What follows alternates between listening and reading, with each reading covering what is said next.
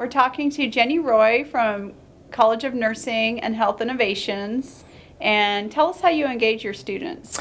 Well, in our nursing program, we have a couple of different tracks. Simulation is one of the ways that we use for active learning.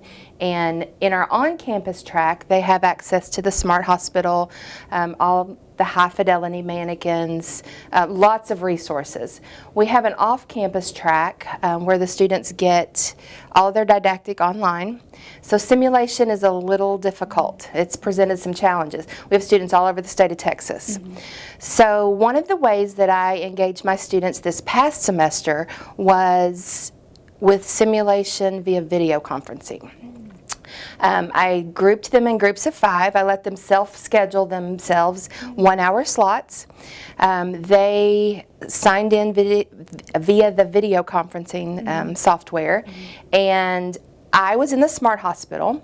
They could see our mannequin, the Sim Baby. They could see him breathe because he does all of those fun things. He breathes, he has a heartbeat, he has a pulse, he has pupils that react. They could see all that via camera, and then they could see the monitor, and that portrayed his vital signs. So they were given a scenario when they logged in, baby in the pediatrician's office having respiratory difficulty. They had to walk me through via the chat the whole care for that patient, from washing their hands, identifying the patient, all the way to interventions to help him breathe.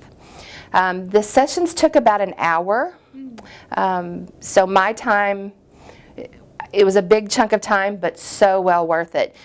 Good feedback from the students afterwards. As we went along, we used it. In simulation, typically you debrief at the end. Once you finish the simulation, you figure out what you did wrong, you figure out what you did right, and you teach from there.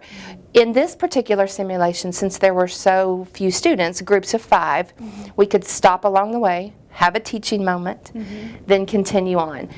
It's a very low stakes, a low risk experience for them of taking care of a patient. What happens in that hour of simulation happens in about 10 minutes in the hospital. So once they get put into that situation, they are able to think back, okay, this is how I did it. I did it very methodically. I did it very step by step, but now I have to put it all together, the real world.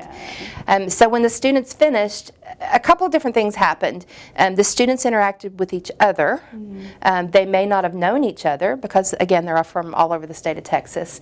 And then I was able to interact with a group of 120 students in groups of 5, more individually, made them feel part of the community. I felt like I knew the students because I knew how that they reacted in that simulation experience. Great. Was that hard to set up?